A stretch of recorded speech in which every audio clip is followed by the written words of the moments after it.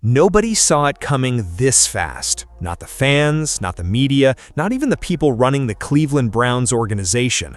What started as one of the most humiliating nights in recent draft history has quietly, almost impossibly turned into the most compelling quarterback story the NFL has seen in years. A fifth-round pick, a guy who slid so far on draft night that cameras couldn't stop showing his face, is now standing toe-to-toe with a quarterback holding one of the richest contracts in the history of professional football. This isn't a feel-good underdog story being packaged for a Netflix documentary. This is actually happening right now in Berea, Ohio, and the fact that anyone is treating it as a genuine competition tells you everything you need to know about how dramatically the script has been flipped. To understand how we got here, you have to go back to the night it all unraveled. April 25th, 2025, the NFL Draft. One of the most anticipated quarterback classes in recent memory, and sitting right at the center of it all was Shedeur Sanders, the son of Hall of Fame cornerback and Colorado head coach Deshaun Sanders. Shedeur had spent years living under a spotlight that would have cracked most people long before they ever stepped onto a college football field. He didn't crack. He threw. He led. He carried a Colorado program that had been an afterthought in college football for over a decade and turned it into must-watch television. Mock drafts had him going in the top 5. Some analysts had him as the second quarterback off the board. A handful of projections even floated his name in the top 3. Then draft night arrived, and the football world watched something nobody had prepared for. Round 1 came and went, no call. Shedeur Sanders sat there composed on the outside while the picks rolled past him one by one. Round 2 produced nothing. Round 3, the same silence. By round 4, what had started as surprise was turning into something closer to disbelief. Every camera in the building seemed to find its way back to Sanders, documenting the expression of a young man processing something in real time that he hadn't been built to expect.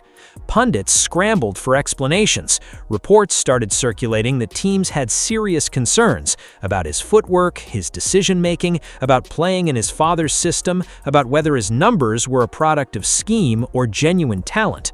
By round 5, the narrative had already been written for him.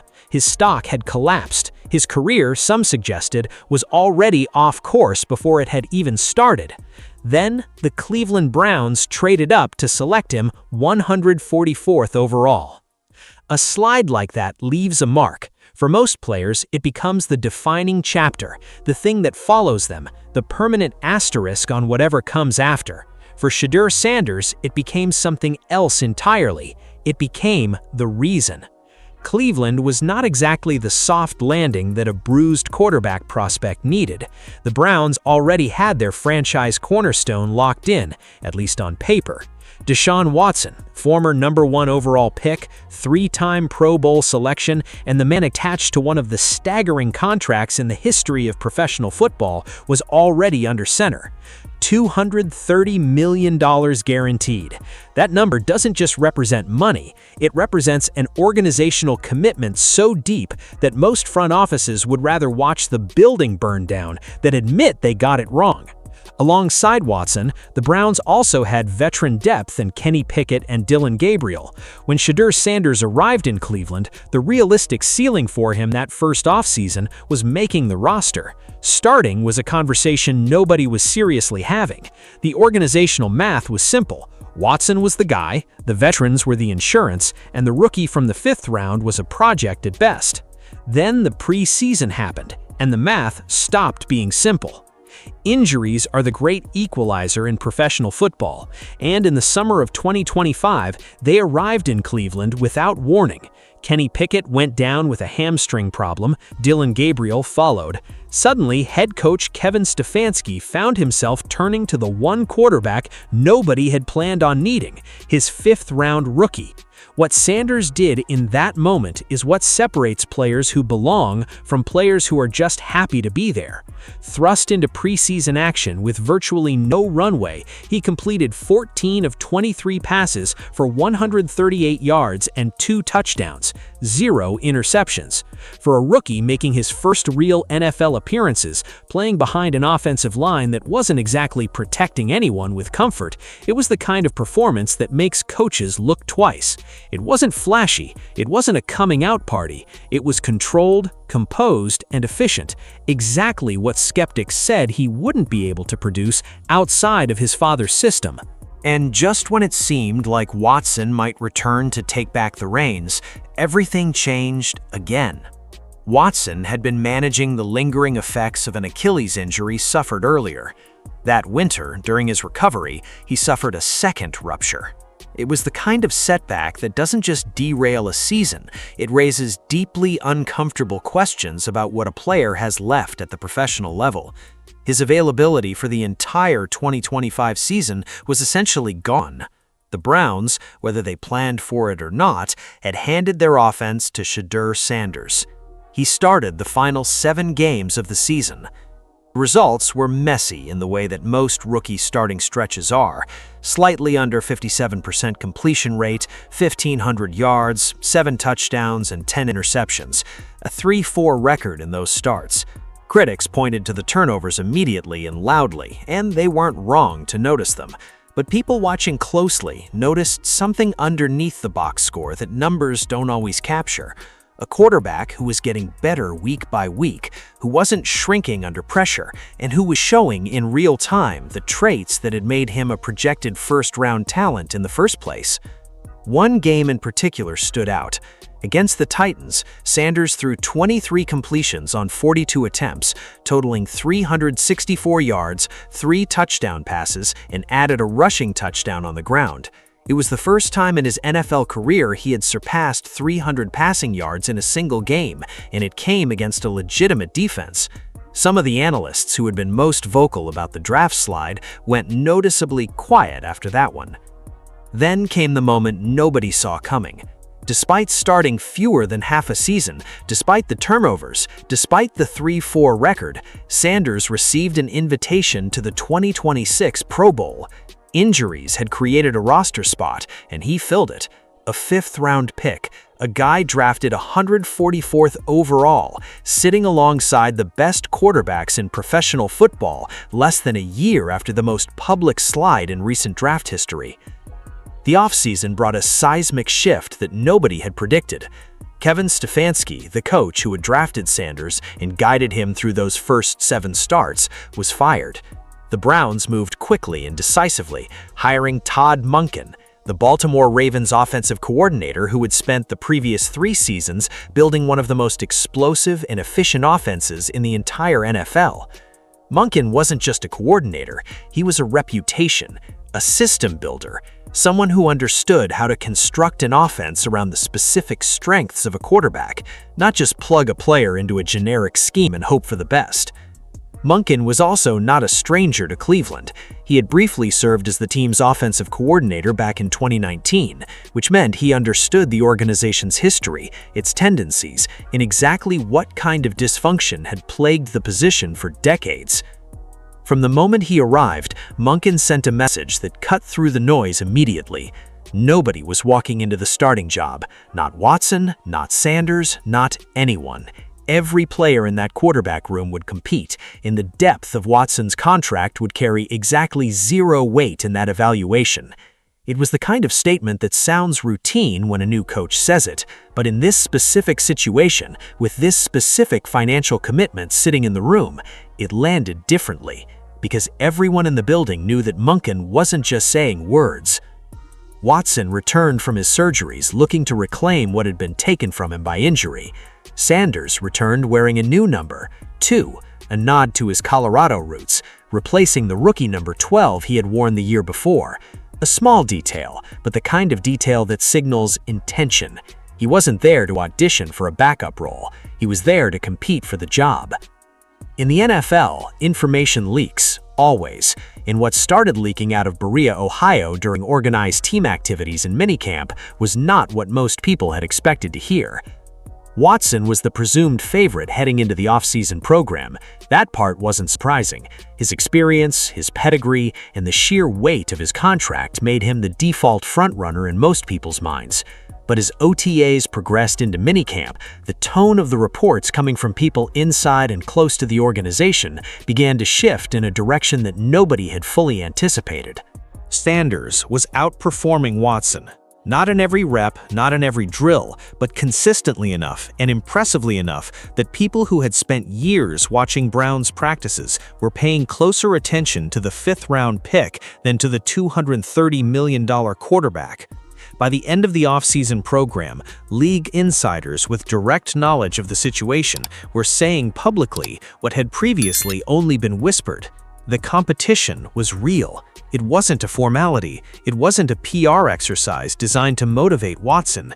Sanders had genuinely made it a race. General Manager Andrew Berry stepped in front of the cameras and addressed the situation head-on, making it explicitly clear that no decision on a starter would be made before training camp. That statement, from a front office perspective, was enormous, because what Berry was really saying was that the organization was open to the possibility that their most expensive asset at the position was not necessarily their best option going into 2026. Think about how rare that is. Think about how much money, how much organizational pride, and how much public pressure is attached to walking away from a $230 million commitment in favor of a fifth-round pick in his second year. Front offices almost never do it. The financial and reputational cost of admitting that kind of mistake is almost always enough to keep a veteran starter in place, regardless of what the on-field evidence suggests. And yet here with the Cleveland Browns, treating Shedeur Sanders as a genuine contender for the starting position. The story happening in Cleveland is about more than a quarterback competition. It's about one of the most fundamental tensions in modern professional football, the question of whether money and draft position should still determine who plays, or whether what happens on the field should be the only thing that matters. Since 1999, the Cleveland Browns have started 40 different quarterbacks. 40. That number is not just a statistic, it is a chronicle of failure, of repeated cycles of hope followed by disappointment, of the organization's inability to find and keep the one thing every championship team in NFL history has required. Through all of that chaos, the Browns have tried veterans, they have tried rookies, they have tried reclamation projects, and they have tried expensive acquisitions. Nothing has worked consistently enough to break the cycle. Deshaun Watson represented the most expensive attempt yet. The organization traded away a collection of draft picks and handed him a guaranteed contract that most players never see in their careers. The theory was simple: pay elite money, get elite production, end the cycle.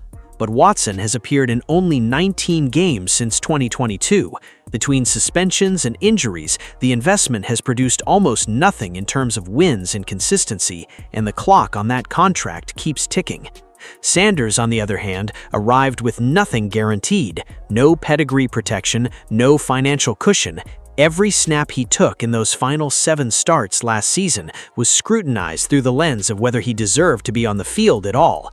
And what he showed, imperfectly but undeniably, was that he can perform at this level, that he can take a hit, reset, and make the next throw, that he can stand in the pocket against real NFL pass rushers without collapsing mentally or physically. These are things that no combine number, no draft position, and certainly no contract can manufacture. The broader question the Browns are wrestling with right now is one that every franchise in the league is watching.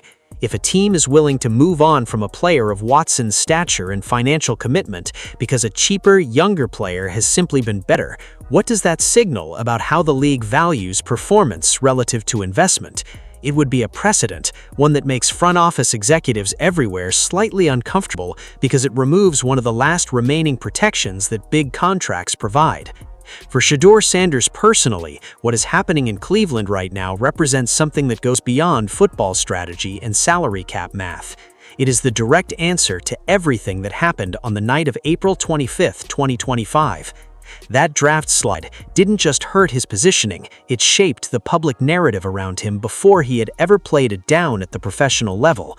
Every rumor that circulated during those 4 silent rounds, that he was a product of his father's fame, that his numbers were inflated by a scheme designed around his limitations, that he lacked the toughness and decision-making to survive in the NFL, became the lens through which every early mistake was evaluated. When he threw an interception in his first starts, people pointed to the slide. When the completion percentage dipped, people pointed to the slide. It followed him into every room he walked into. He responded by continuing to play, by continuing to improve, by showing up in an off-season program where he had every reason to coast and instead performing well enough that the people responsible for making one of the most financially consequential quarterback decisions in team history couldn't justify ignoring him. That is not a small thing. That is the kind of sustained response to doubt that defines careers, not just seasons. The version of Shedeur Sanders who sat in that room on draft night, watching pick after pick go past him on television, could not have imagined that 13 months later, he would be standing in a legitimate competition for the starting job of an NFL franchise, with league insiders publicly debating whether he has already outplayed the man holding a $230 million contract. And yet here he is. Training camp is where this story reaches its next chapter. Everything that happened in OTAs and minicamp was without pads, without the physical intensity that separates preparation from reality. Monken has been clear that the competition will extend into the preseason and that he intends to evaluate both quarterbacks under conditions that actually simulate what NFL Sundays look like. That process is going to be uncomfortable for everyone involved. Watson is a proud player with an enormous amount of personal and professional pride attached to this job. Being pushed by a second-year player who was drafted in the 5th round on a team that he was supposed to be leading into a new era is not a situation anyone prepares for gracefully.